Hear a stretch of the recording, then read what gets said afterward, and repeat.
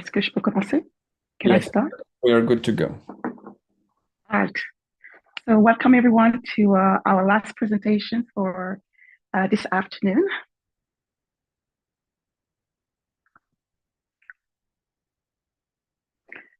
We are going to look at the Second Amendment as elder parliament donations this morning.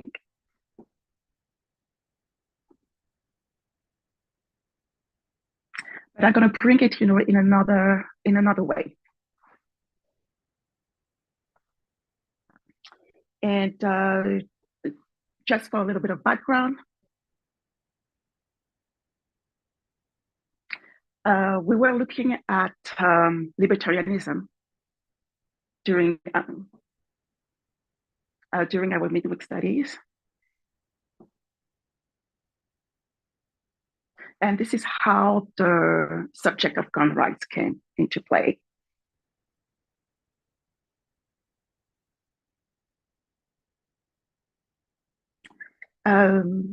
So actually, I didn't have the understanding, or I didn't know.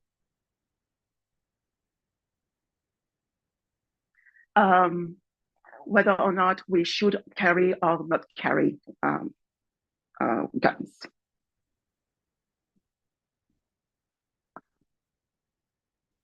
So when it came into our midweek studies,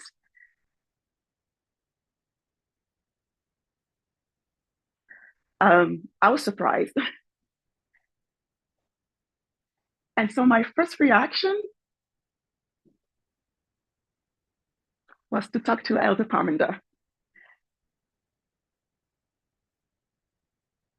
But I quickly realized that the issue is more complex than it looks like.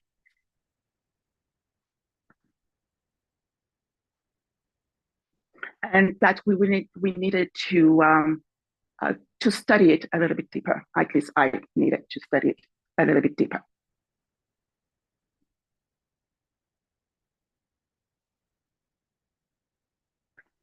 So this is what we are going to look this afternoon.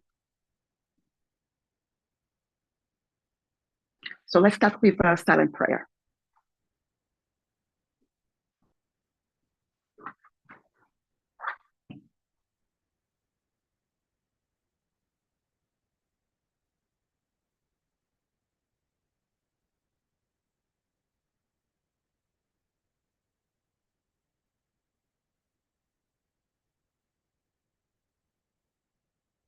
Amen.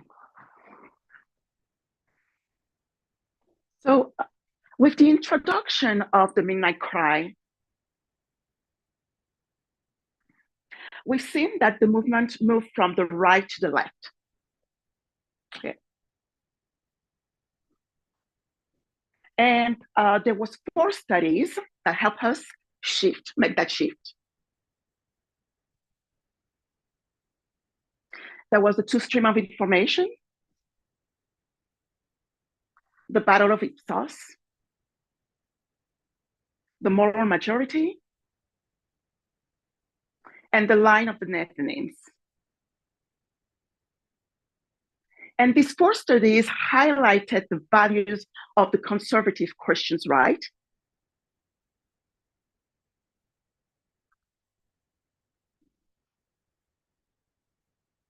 particularly on societal issues such as equal right or gender equality.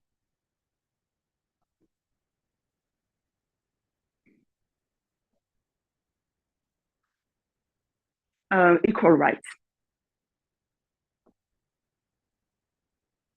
So this was significant because the movement was in the right wing, political spectrum before.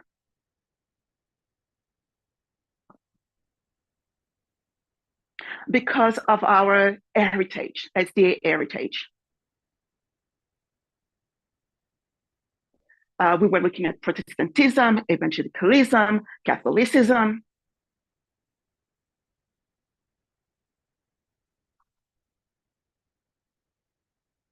And their values and ideology were on the right wing, or are still.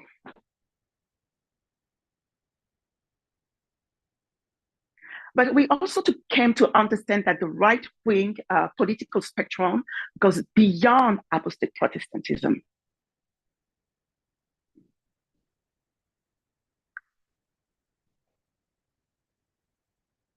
And there are other actors to take into account, like libertarianism or the far-right Trinity.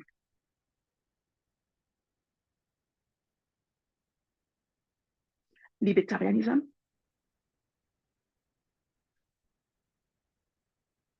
far-right Trinity. Mm-hmm. And although there are divergences between them, they share an underlying ethos that is driving the right wing, and that is freedom.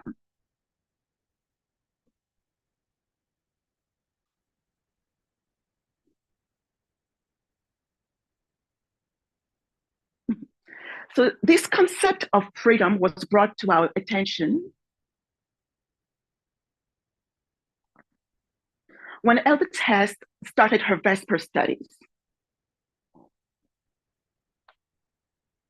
That is not to say that she has not tried to warn the movement about the misuse of the word freedom with that of equality.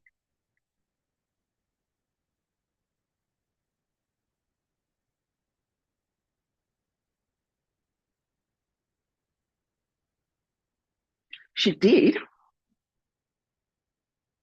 But with the Vespers, she brings that political element that we have not yet fully grasped.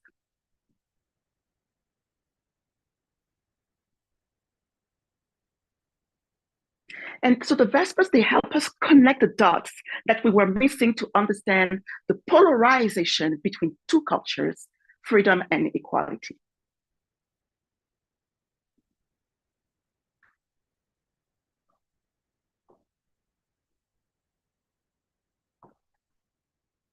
Now, historically,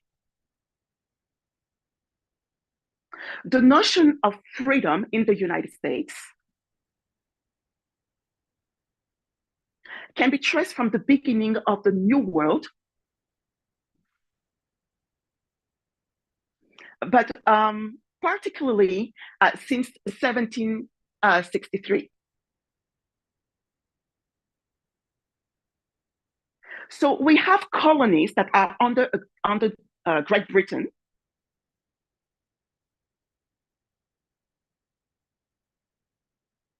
And Great Britain is acting as a big government.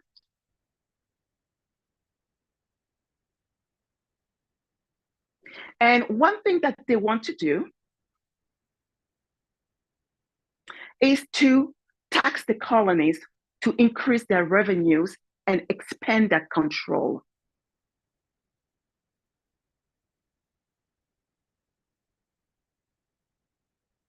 So they tax heavily on tea, sugar, and stamps. This is what is here.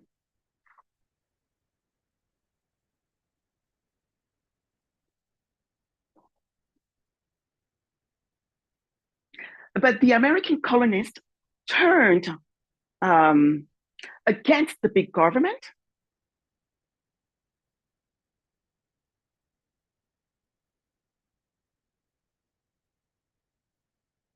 And they fought for their liberty.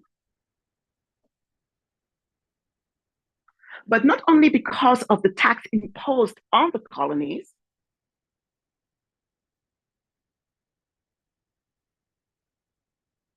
you are aware, for example, of the Boston Tea Party revolt.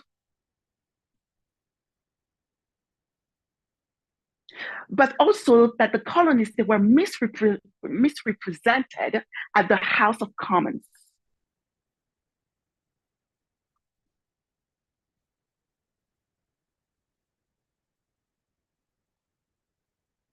Chambre commune. And had no possibility to expand the territory over the proclamation line.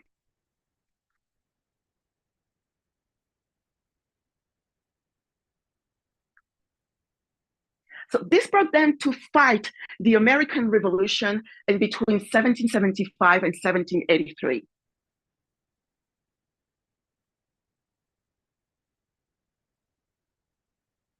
And this revolution resulted in the Declaration of Independence in 1776.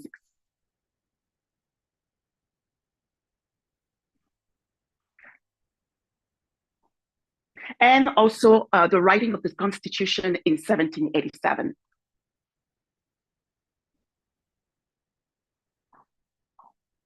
So the goal was to fight against a big government that was taking away their freedom and put in place a small government instead.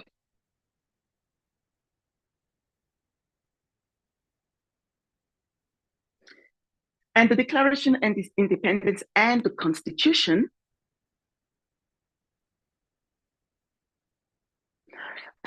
provided them with that freedom, which included to be free and independent states.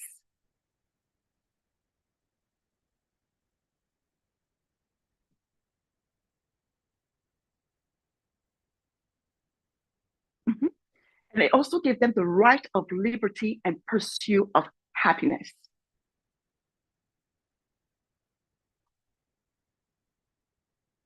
So now this freedom has been tested in America.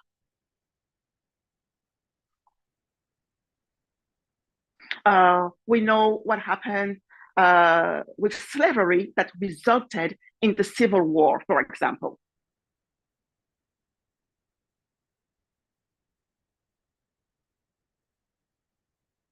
Or we have the Jim Crow era and the Black codes that were imposed on the now free Blacks.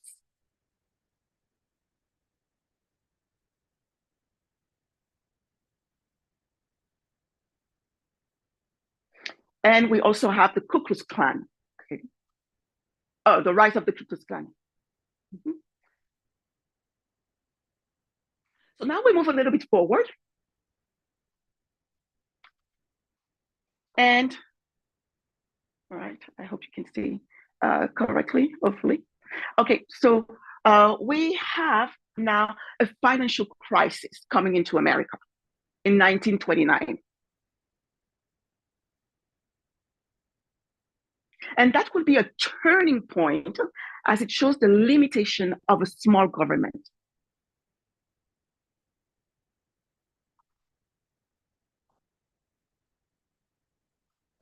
So when Franklin Delano Roosevelt, FDR, is elected,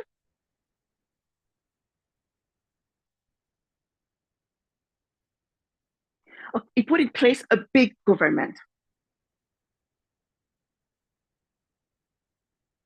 And one of the functions of that big government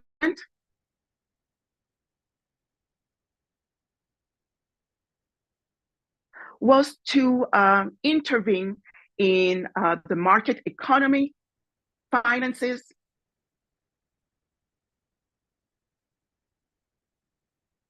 but also to overcome the mistreatment of excluded and marginalized people,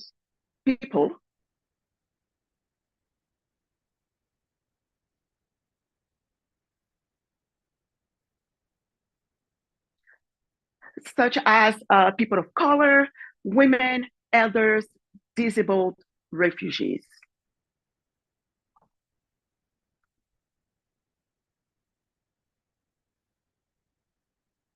Then after we move a little bit forward, because the New Deal would be an instigator for the civil rights movement.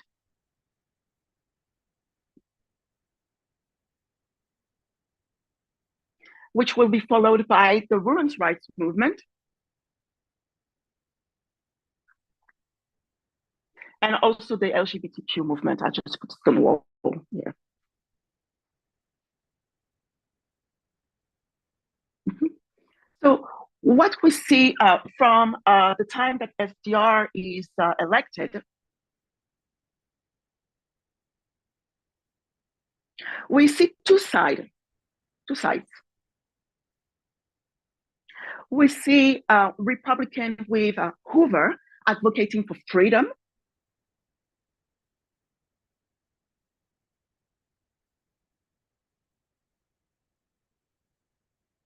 and freedom and small government. Sorry. And on the other side, we have the Democrats advocating for more equality and big government.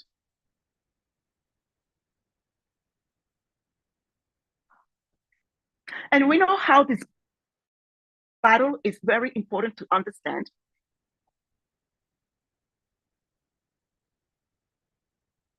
Because these issues of freedom or equality, they are also integrated in the cultural war. And not only that, but they are part of the societal issues that we see today.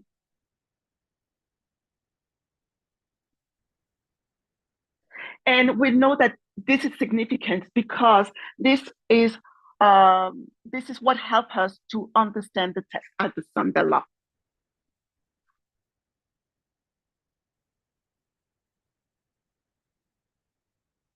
So now that we have established the context in which the ethos of freedom came to play,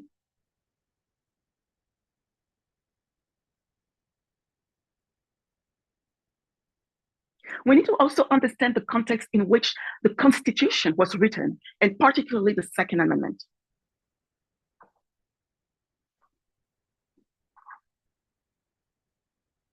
So we need to go back to history again.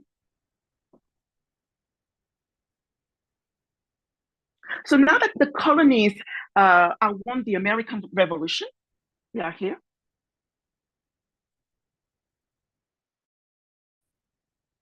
And that the Declaration of Independence has been promulgated.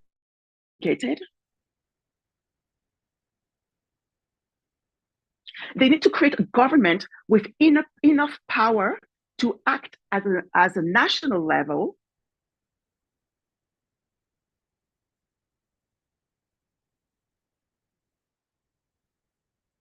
But without so much power that the fundamental rights would be at risk.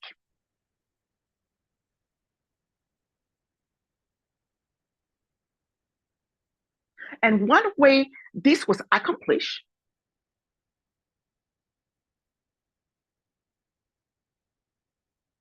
was to separate the power of the government between the three branches that we are all know.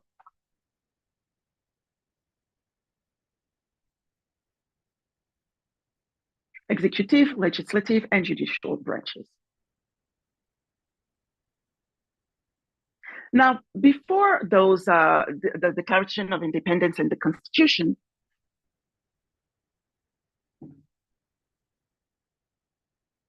there were Articles of Confederation in place.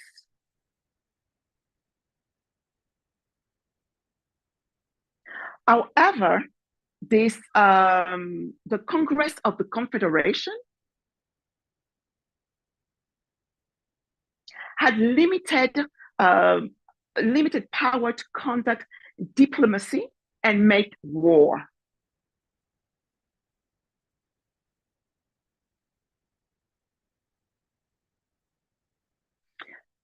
One of these issues is that it could not raise enough funds for itself, and it was entirely dependent of the states for the money.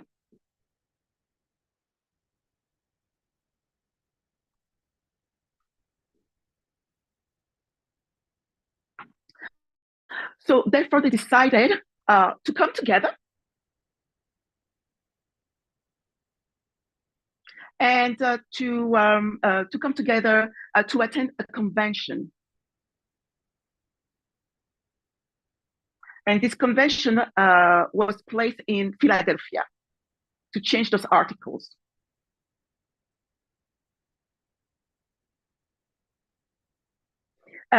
Each state brought some delegates.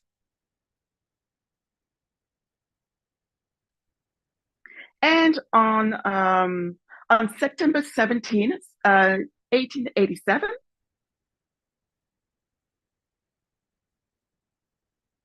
there is a new document that is signed. And that document is what we call the Constitution, or what is called the Constitution.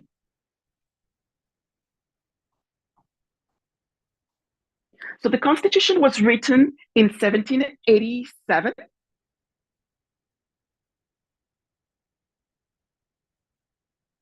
And it has been ratified in 1788.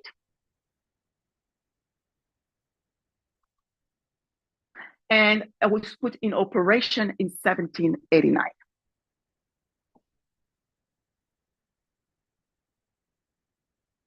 Now, in that constitution, there are articles that have been added.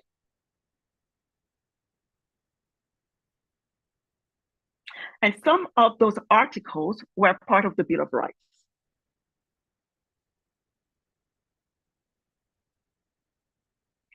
And the Second Amendment was part of it. Now, the Second Amendment says a well-regulated militia being necessary to the security of a free state, the right of the people to keep and bear arms shall not be infringed. This is quote number one. If you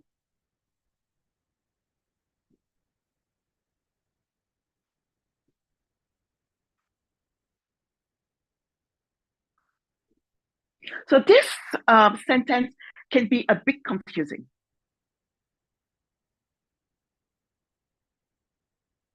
And that's the reason why there has been so many interpretations for centuries now.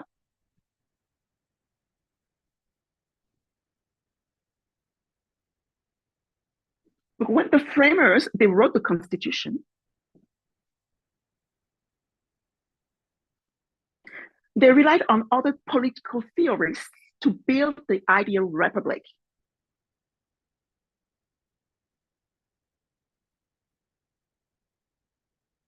And although they wanted to break through with England,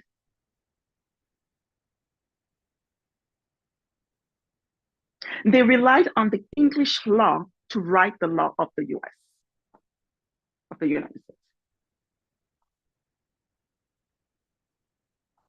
And in English law, I'm going to read from the quote number 3.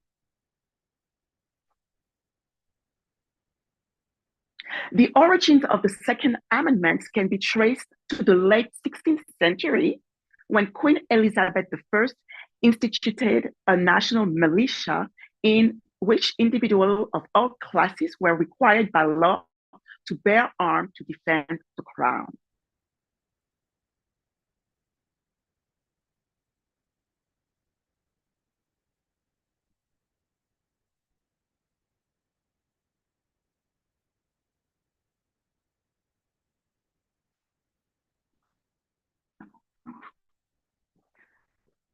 So in the sentence, to keep and bear arms was included as a mean to accomplish an objective of a well-regulated militia.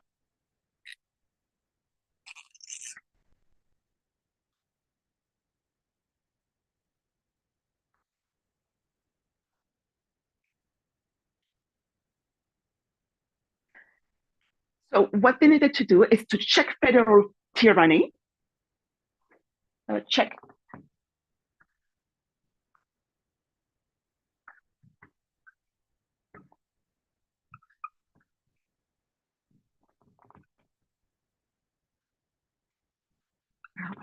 correctly, and to bring constitutional balance by distributing the power of the weapons equally among people.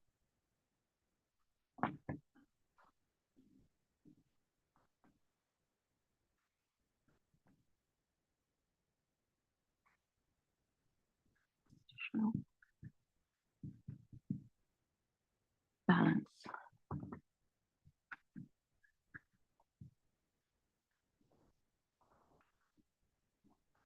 And this balance was to spread the weapons equally among people.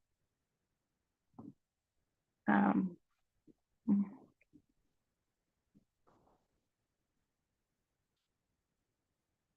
yeah. Um, uh, to express it properly,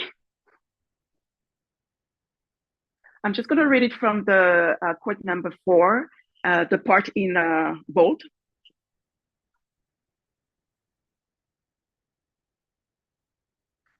It says the right to keep and bear arms was thus included as a means to accomplish the objective of a well-regulated militia to provide for the defense of the nation and to provide a well-trained and disciplined force to check federal tyranny, bring constitutional balance by distributing the power of the sword equally among the people, the states, and the federal government.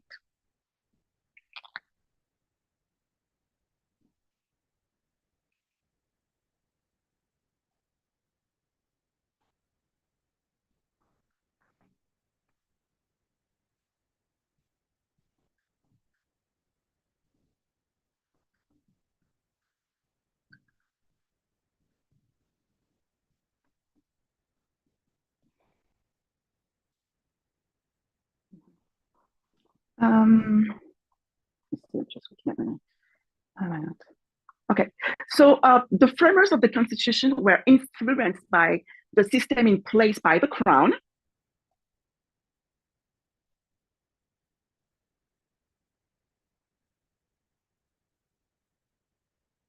Mhm. And also other political theorists. Mhm. And one of them is Machiavelli or Nicolas Machiavelli. Mhm.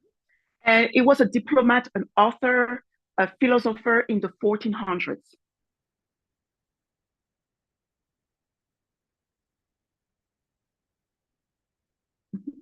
And what it says the following, that's quote number 5. Soldiering should be the responsibility of every citizen, but the profession of none.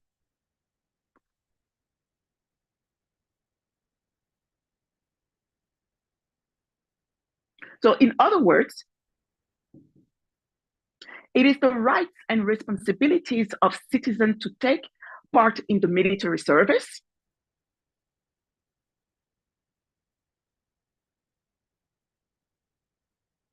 but there should never be any soldier who made war its only occupation.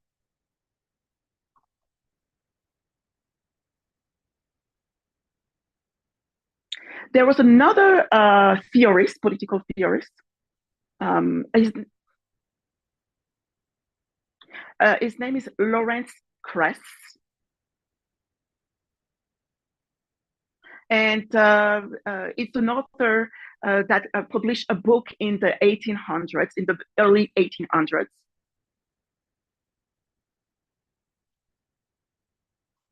And where he studies and discusses the role of the military in the early political life.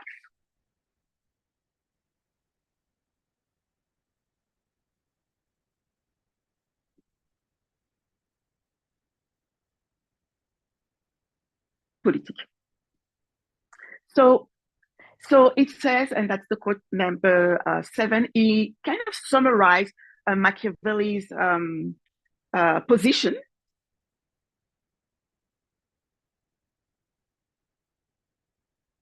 He said, citizens bore arms in defense of the state, motivated by a commitment to common good and officered by the nation's most respected individuals.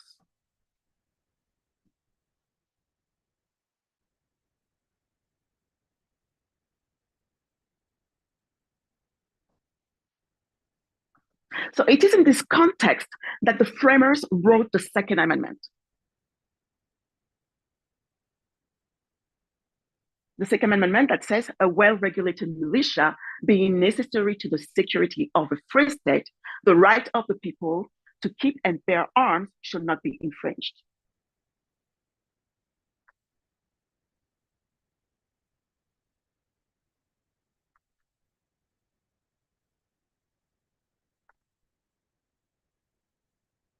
The purpose of the amendment was also to protect against domestic insurrections.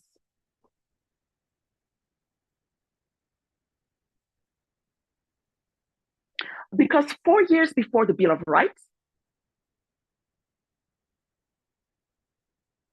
there was an armed insurrection there was an armed insurrection in Massachusetts that was led by a name named Daniel Shea.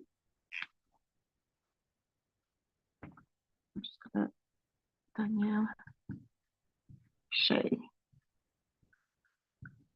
You can see. Yeah. And that insurrection was stopped by the federal government.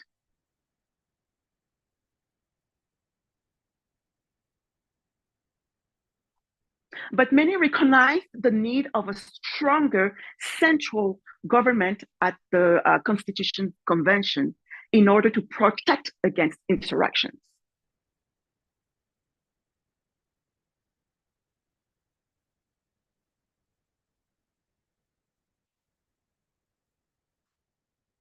And thus, Kress concludes, the author, Kress, it concludes that the Second Amendment, I'm reading from the quote number 9, it says that the Second Amendment assured the people through the agency of a well-regulated militia a role in the preservation of both the external and the internal security of the Republic.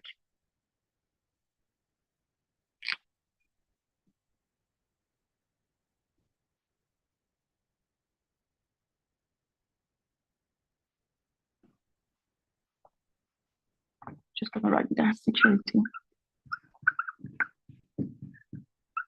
Internal and external.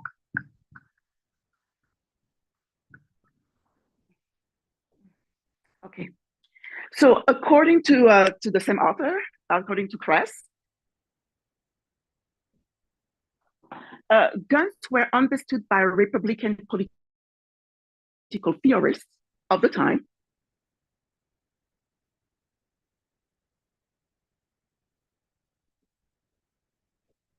that guns have a place in society,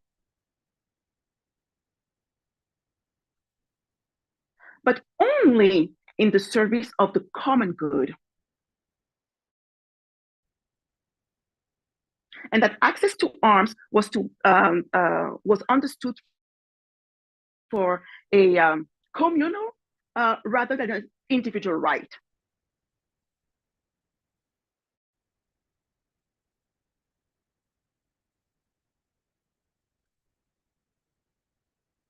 But the idea of citizenship to be connected to militia, to the militia and insurrection, the idea, sorry, I'm going to take it back. So the idea of citizenship to be connected to a militia service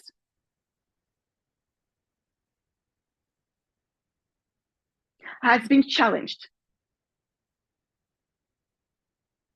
In part because many believe that the Second Amendment to mean that the people have the right to bear arms primarily for self-defense.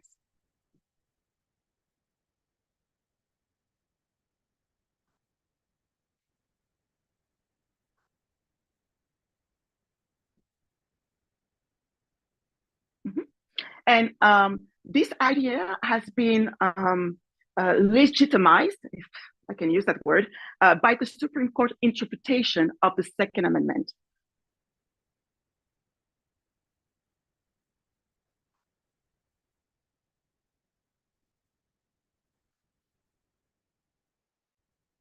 So I just want us to have a closer look to those Supreme Court decisions.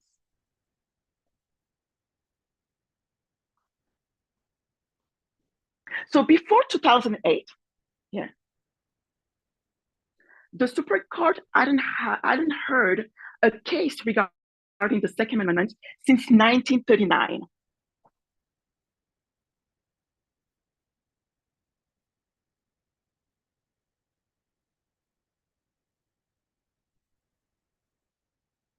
Mhm.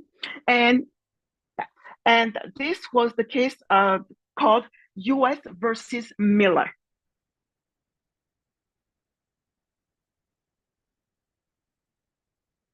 You have Jack Miller and Frank Layton, who have violated the National Firearm Act of 1934.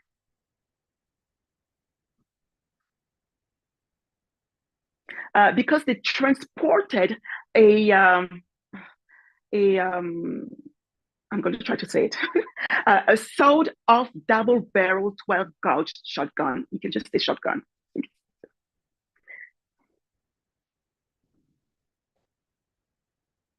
Mhm. In interstate commerce. Mhm. So this was the first gun control law in the US, the National Firearm Act.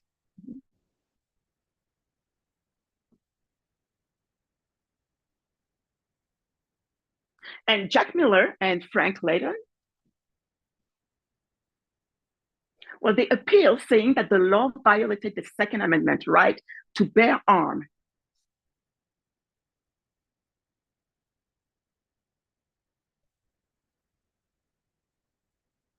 But the Supreme Court held that the Second Amendment does not guarantee an individual the right to keep and bear arms, especially the shotgun.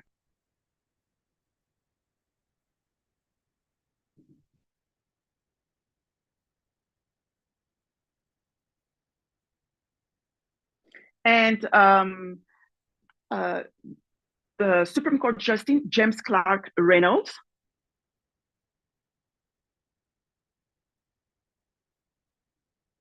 at that time said that carrying a 12 gauge shotgun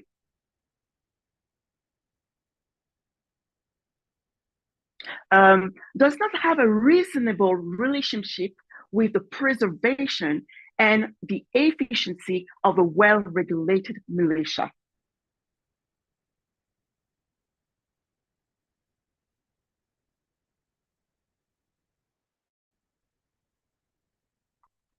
And therefore, the Second Amendment does not guarantee the right to keep such an instrument.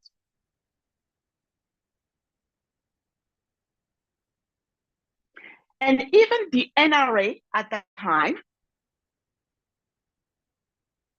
uh, was actually in favor of some regulation. So the NRA is the National Rifle Association.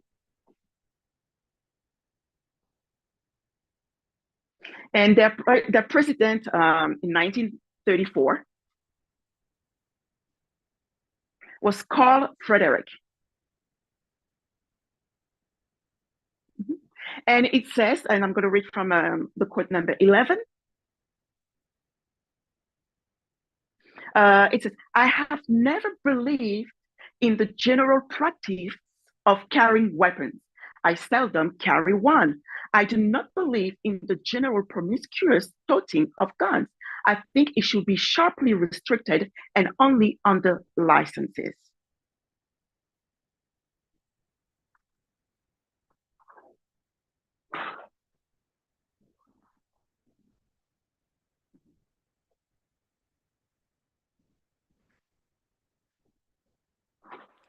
And then, sorry, okay, sorry about that. And then for the next 70 years, we have a major shift in the US culture.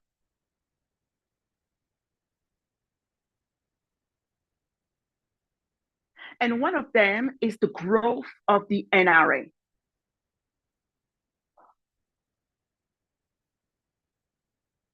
I'm just going to move on a little bit. We arrive in 1968, and we can here pinpoint the first major shift after the passage of the Gun Control Act of 1968.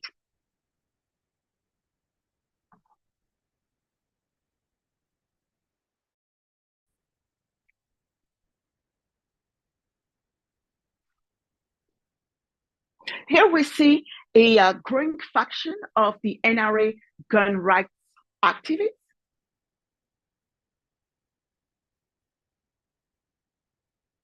A growing faction of the NRA gun rights activists.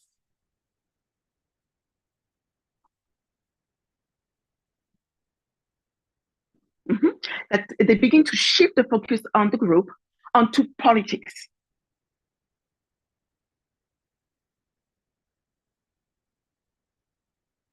Well, before it always, it had remained largely non-partisan. And then the shift began even more evident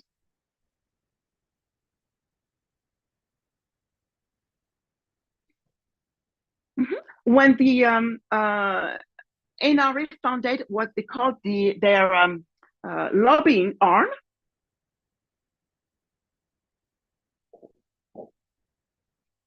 The Institution for Legislative Action. And they created its own political action committee in the time for the,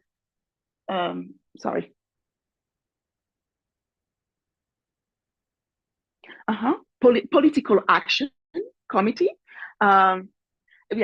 Right in the time of the 1976 political elections.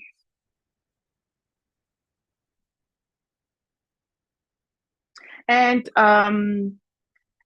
it is marked as a turning point. And I'm just going to read a little bit from quote number, which one? Maybe 14. Okay, so it becomes a turning point when Horton Carter was elected as an executive vice president in 1977.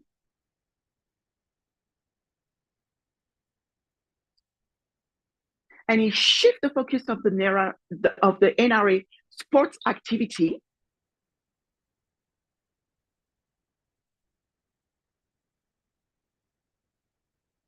to promoting less restrictive guns law and less compromising on guns rights issue.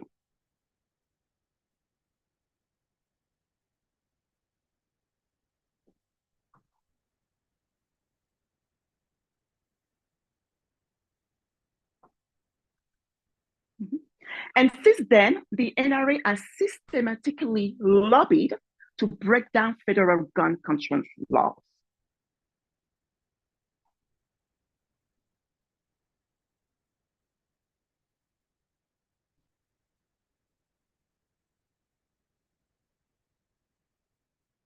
So we are in 1977. And by the time we arrive in 2008, and that the Supreme Court heard its next Second Amendment court case,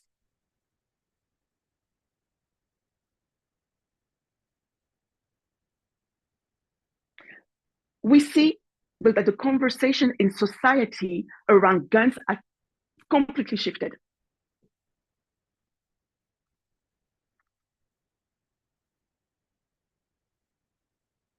So in district, the court case is called District of Columbia versus Miller.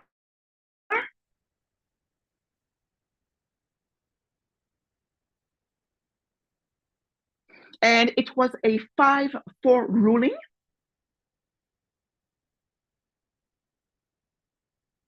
And you have the Supreme Court Justice Anthony Scalia,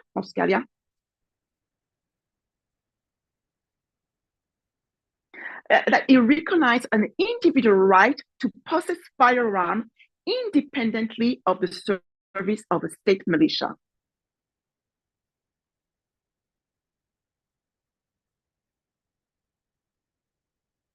And he also recognized the use of firearms in self-defense within the home.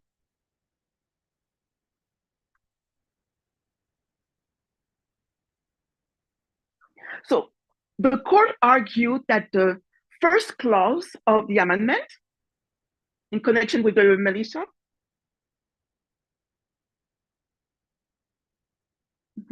which they call a prefatory clause.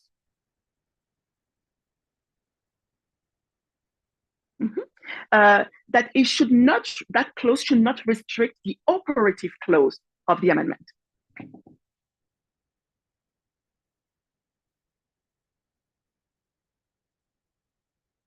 So in other words, the operative clause of the amendment is the right of the people to keep and bear arms shall not be infringed.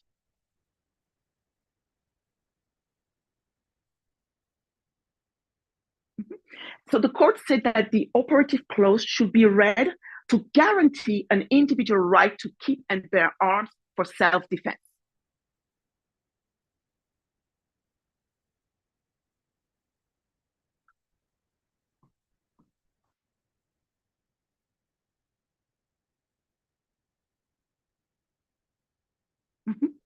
So we have other justices that wrote a dissent.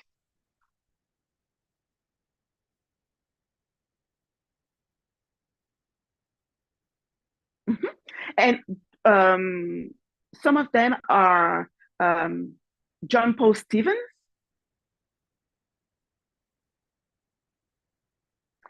we have David Salter,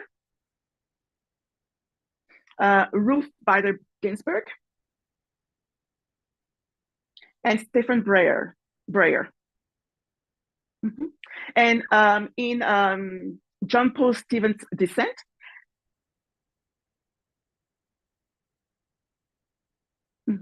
he argues that the Second Amendment does not create an unlimited right to possess gun to self-defense purposes.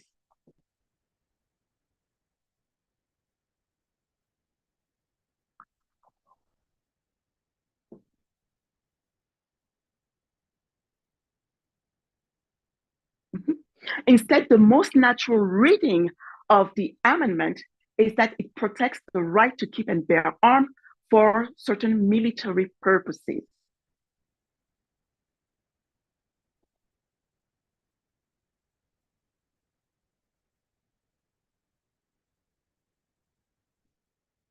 So he argues that the amendment states that, no, he argues that the purpose of the amendment is in relation to the state militia and does not address the right to use firearms for self-defense.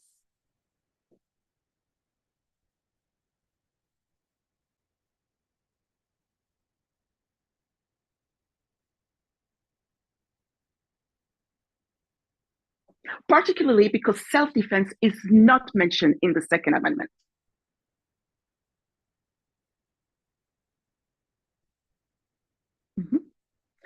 So we move on now into 2010. And there's another Supreme Court case that is called McDonald versus City of Chicago.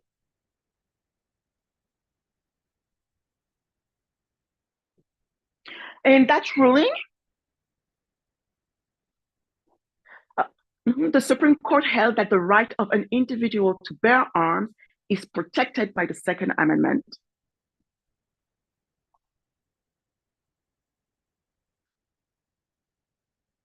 And it applies to state governments and the federal government.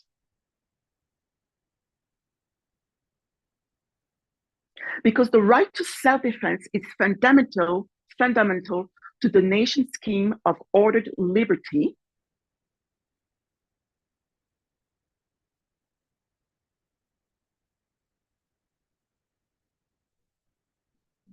Mm-hmm. And it is deeply rooted in the nation's history and tradition.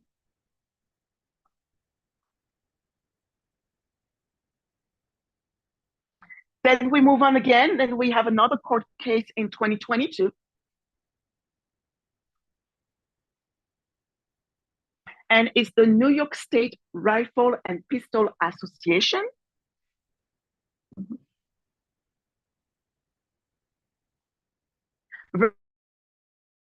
Versus Bruin, B. Yeah, oh, yeah, thank you. And then most recently, so this is more recent, and it was a 3-6-3 decision. I think Elder Parmenter spoke about it this morning.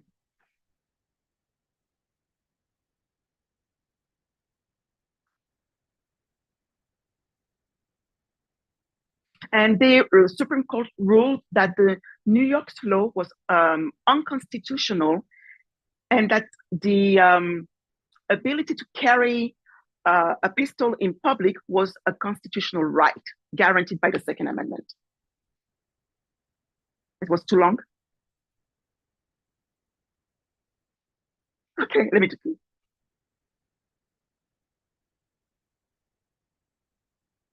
Mm-hmm.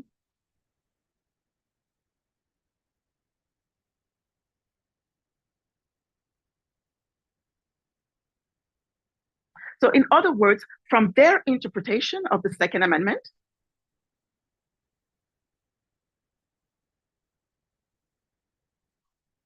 now an individual not only has the right to carry a firearm inside the home,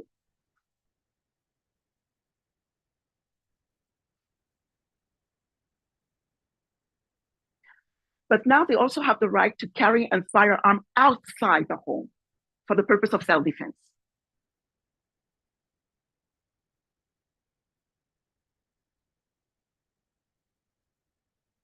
And that is because it is deeply rooted in American history.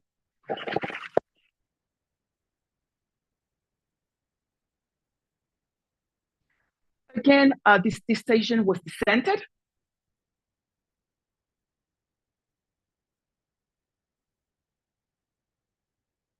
Mm-hmm. And if we read from our quote number 21, just the part in bold, this is Stephen Breyer's dissent.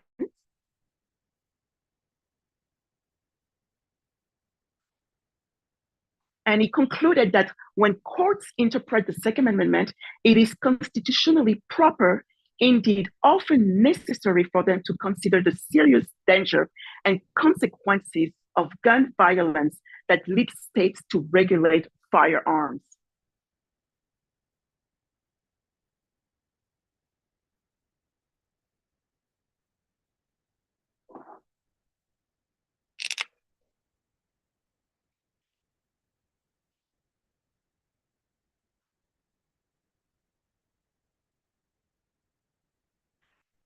So, and since 2008,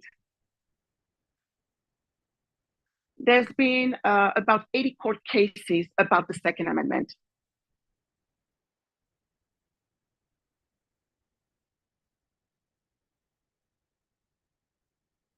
Mm-hmm.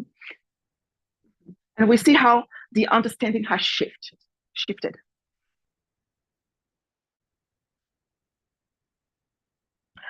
Before, it was for the defense of a nation.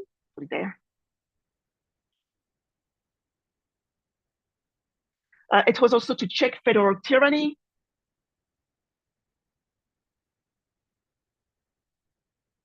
And to ensure that there is a constitutional balance by distributing the weapons equally among men.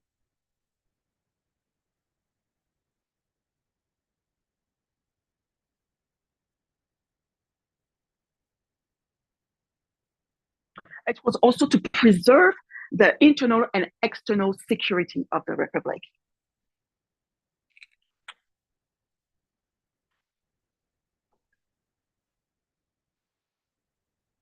But now the purpose of the Second Amendment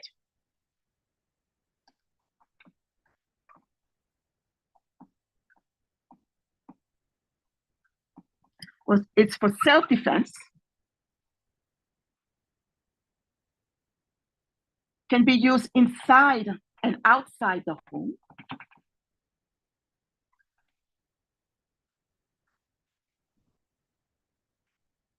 Okay. It is deeply rooted in tradition.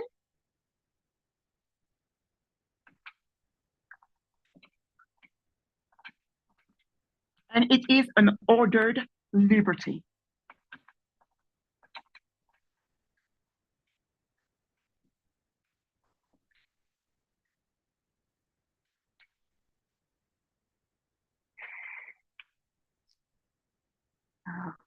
Do you see the screen, the board? Yeah. Okay, thank you. Now, the Supreme Court is not alone to have caused that shift of the interpretation in the public opinion.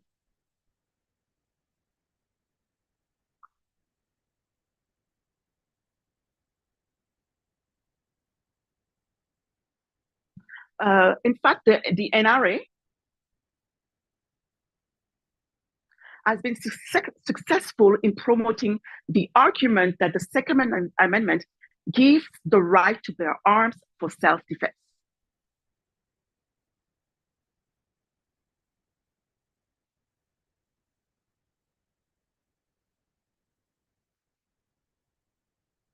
Mm-hmm.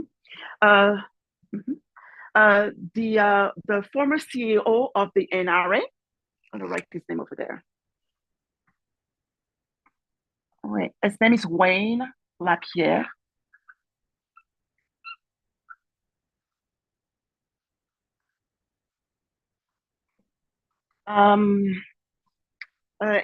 He has used the terrorist attacks of 9/11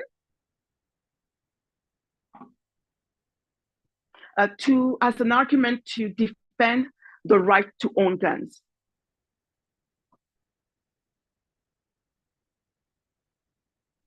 He wrote a book, just so you know, Wayne Lapierre was the CEO until January of this year of the NRA.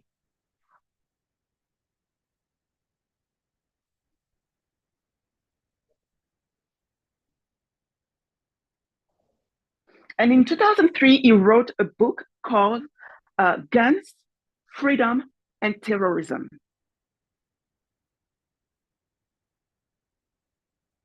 Mm-hmm.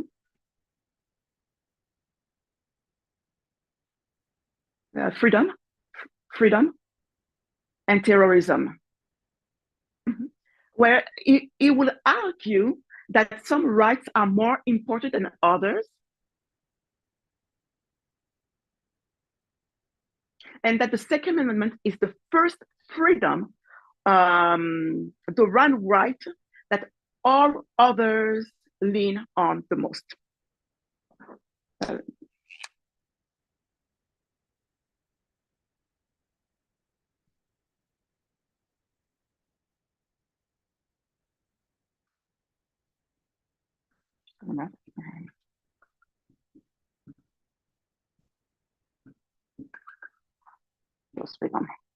Um,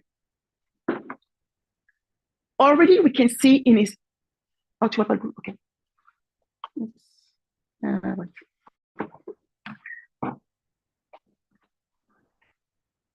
More. Okay. So already we can see it in his arguments that freedom, what is freedom here? Yeah, freedom, which is the ethos of the right,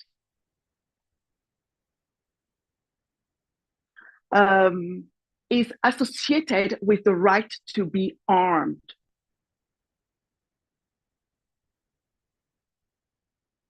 And it is as something that is deeply rooted in the nation's history and tradition.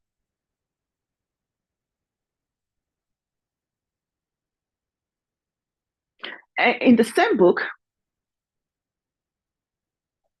talking about history, he asserted that the founders and an army of scholars dating from the Republic of Plato and Rome to modern day America agree. J'ai oublié de la mettre. Okay, let me say it again. So the founders and an army of scholars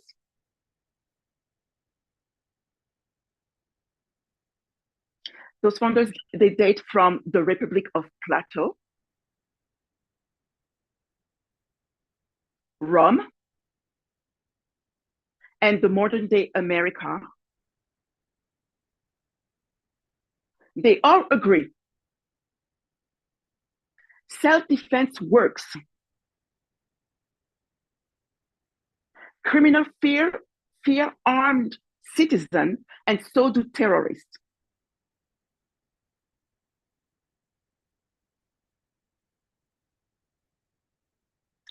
And as I mentioned before, this has been an argument put forward since actually even before, like since the 1960s.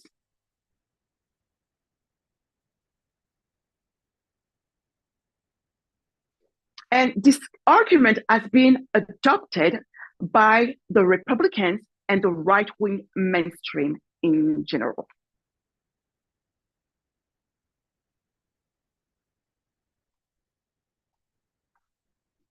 Mm-hmm. So much that the NRA has chosen the Republican Party as the base to promote their ideas.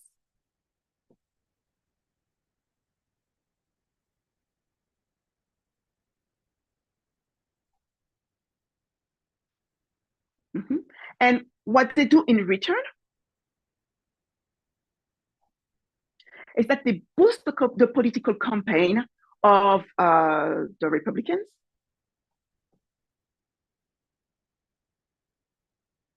And they give them privileged seats. As much as they can speak in favor of gun rights. So I'm going to give you some example of what the Republicans have said regarding gun rights.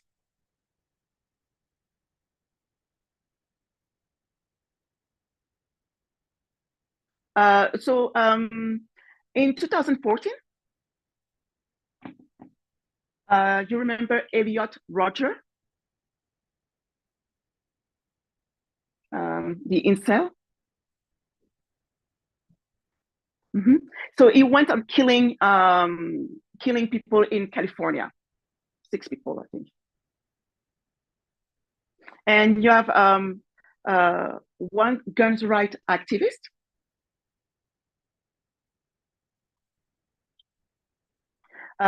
His name is Robert Levi.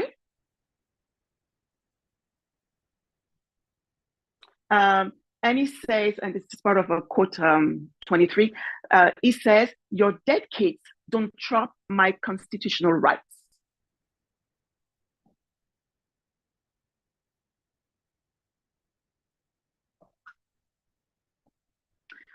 In 2015,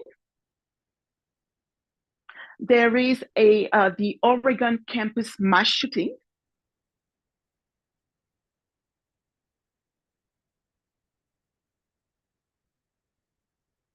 And you have the Republican Ben Carson, who defended also gun rights. And he says, this is quote number 24, "I never saw a body with bullet holes that was more devastating than taking the right to arm ourselves away."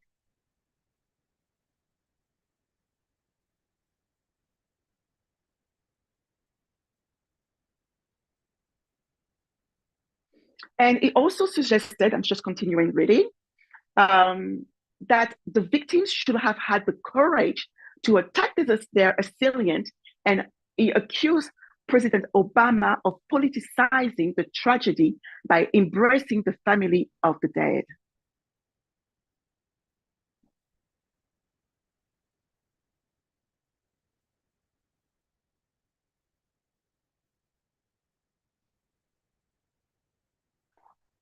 And the last paragraph, it said, but ultimately, Mr. Carson, this is from the New York Times, by the way, but ultimately, Mr. Carson argued the Second Amendment remains the most effective means of keeping people safe and free. Quoting Daniel Webster, he said, America would never suffer tyranny because the people are armed.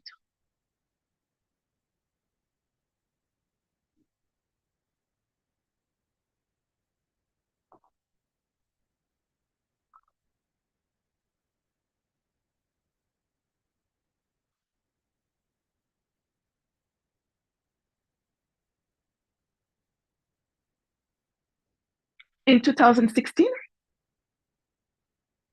we have the Supreme Court nominee. No, we have Mitch McConnell, the Senate Majority Leader. Mm-hmm.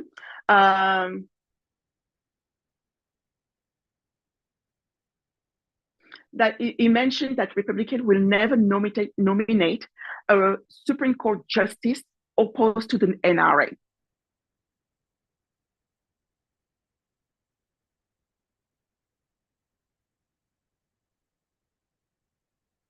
He says, and that's quote number 25, I can't imagine that a Republican majority Congress in a lame duck session after the American people have spoken would want to confirm a nominee opposed by the NRA.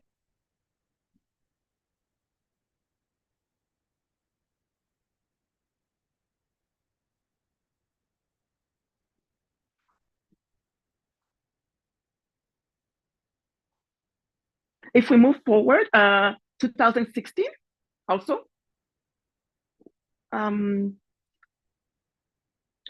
we have the NRA that devoted over $30 million for the Trump political campaign.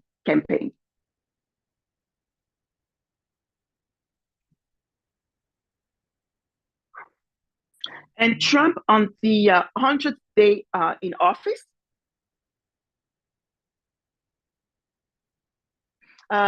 he speaks at the National Rifle Association Convention.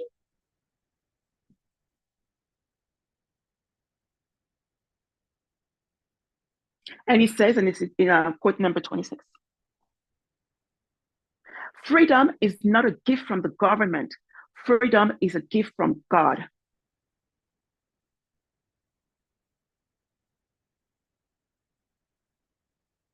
And because Trump won the election,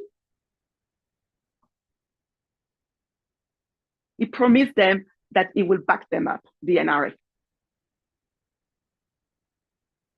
And he says, you came through big for me. I am going to come through for you.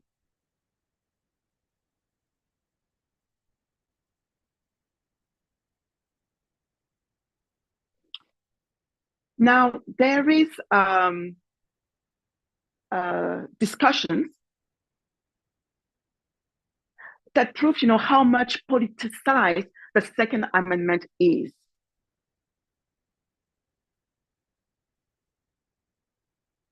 If we read from quote number 29, which is an article from PBS,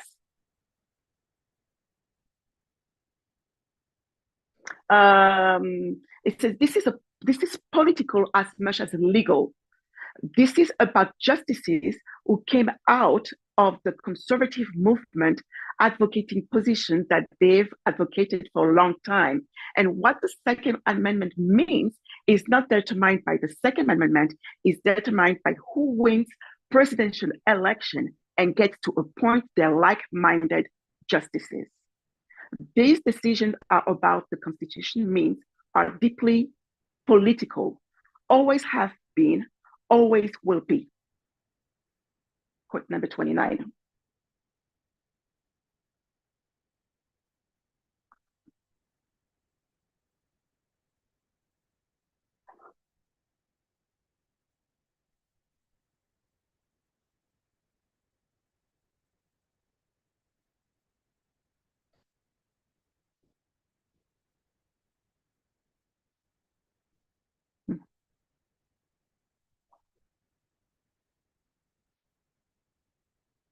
So we are in 2024, and we know that it is a year for the presidential elections. And last month, in May 18, 2024, the NRA has endorsed Trump as the political candidate for the 2024 elections.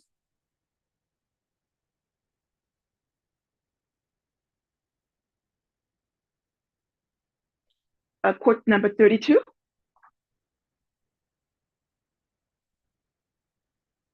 It says, today the National Rifle Association's Political Victory Fund, NRA-PVF,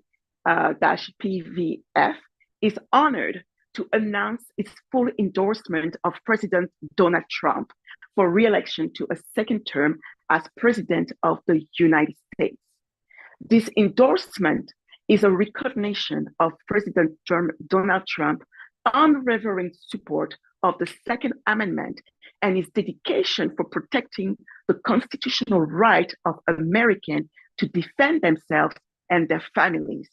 As an NRA Life member, President Trump has proven his strong personal commitment to the Second Amendment and the rich American tradition of firearm ownership.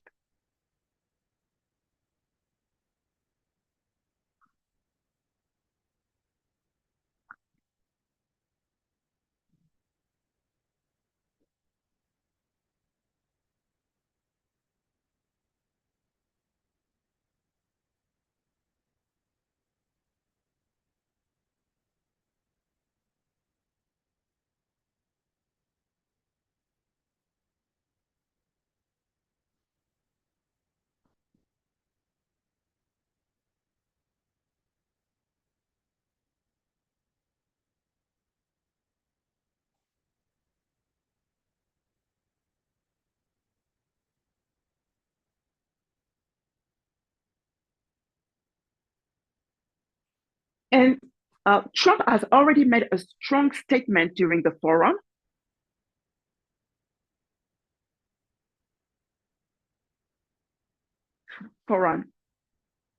Oh, okay. And Trump has already made a strong statement during the forum.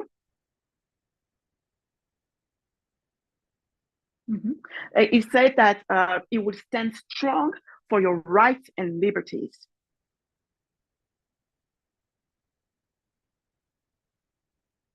Um, he said from quote 33, Trump praised the NRA as the backbone of the country, claiming the Second Amendment is under siege under President Joe Biden. Trump vowed in his speech to protect gun owners' rights, saying, we need it for safety because the bad guys aren't giving up their guns.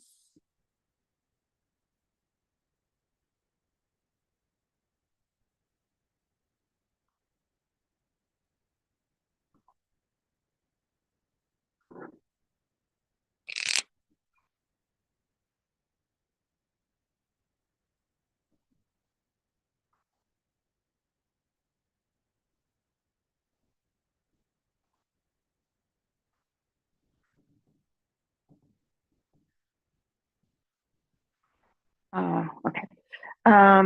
So the bad guy, good guy arguments, it's often used also by the NRA to defend their positions.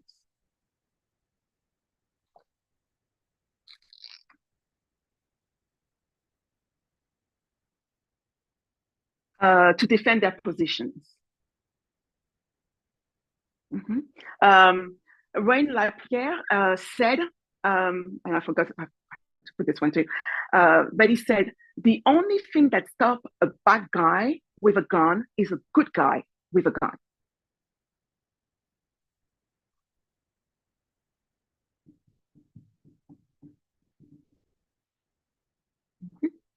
Um, so again, this notion of liberty and freedom is a key element to uphold the constitutional right to possess and carry guns in case of confrontation.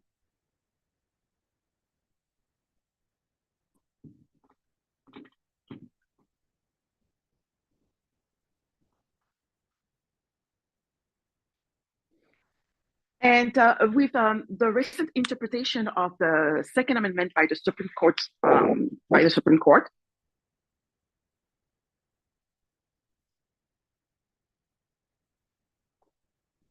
um, uh, the influence of the NRA has spread, and it is often backed up by the Republican Party.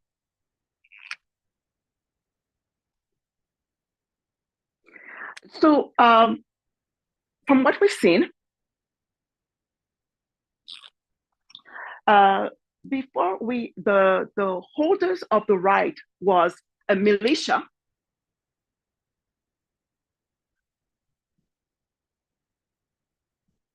and it came to individual rights. It shifted to individual rights.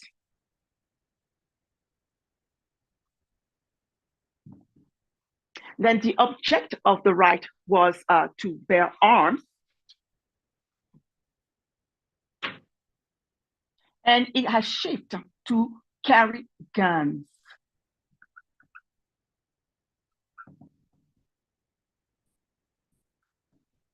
And then the purpose of the right was for the security of the state.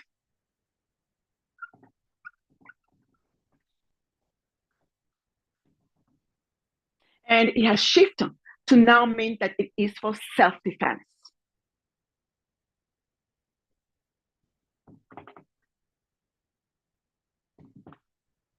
Okay, so we can recognize that these views come from conservative right-wing Christian.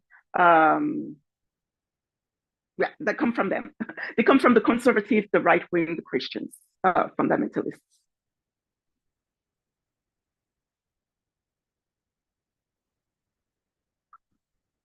I know that I've not spoken about the Christian fundamentalism, but they also believe that it is a God-given right to carry arms.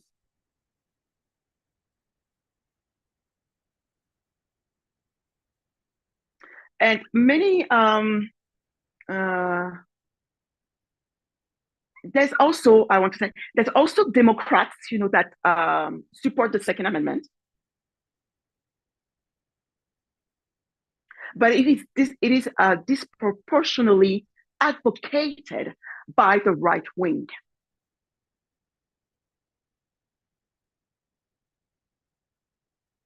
Because they argue that removing or imposing more control will infringe on their freedom because it is something that is deeply rooted in their history.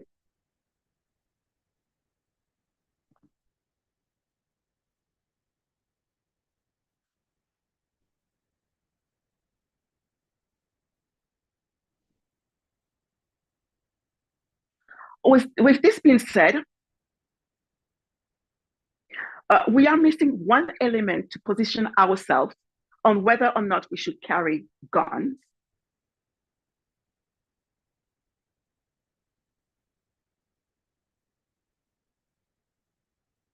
If it is a good thing, if it is a bad thing, in simple terms, of course.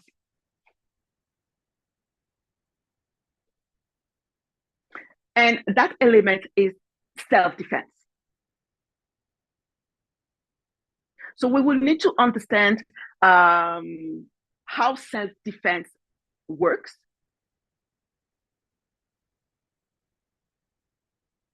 and what role does it play in the culture war.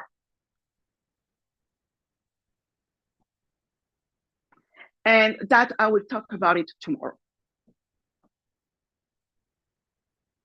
So to summarize,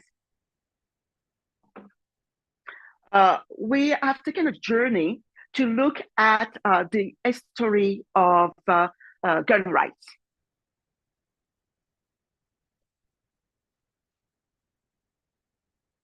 And we have seen that there was a shift in the understanding of the purpose of the right.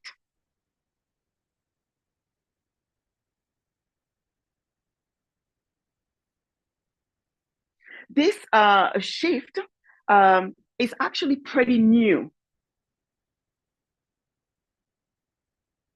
It has been politicized also. It has been legitimized by the Supreme Court, so much that today, when we think of the Second Amendment, we believe that it is for self-defense and the right for an individual to carry. Go ahead.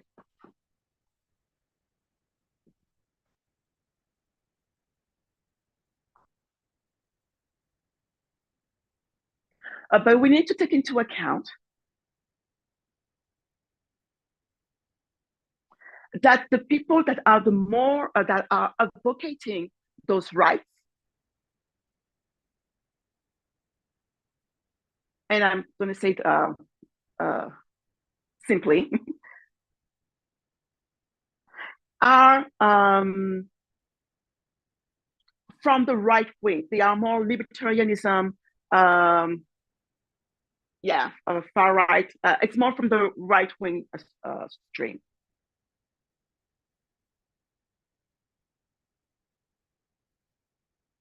And even the argument that they bring for self-defense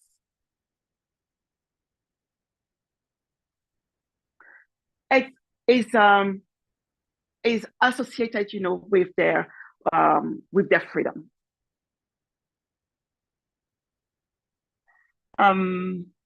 So our question is, we are now left-leaning movement. What is the impact of self-defense in our understanding of the Sunday law? I mean, what is the impact of self-defense in our understanding now?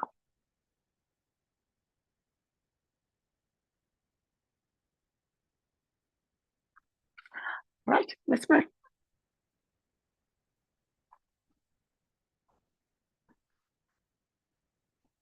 God of heaven, we want to thank you for the opportunity to come together.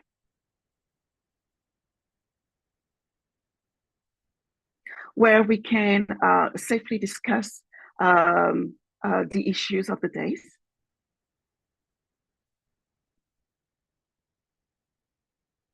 So that we know exactly where to position ourselves in different issues, regarding different issues.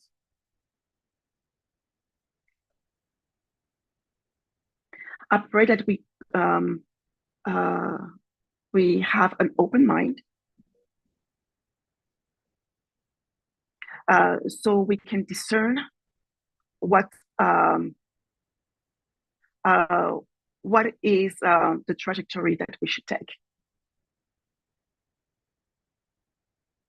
I pray that you continue to bless us during the camp meeting.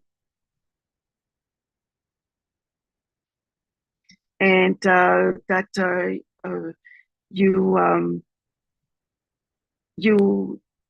you help us, Lord, to come back tomorrow and continue to study. We pray all these things in the name of Jesus and for your glory. Amen.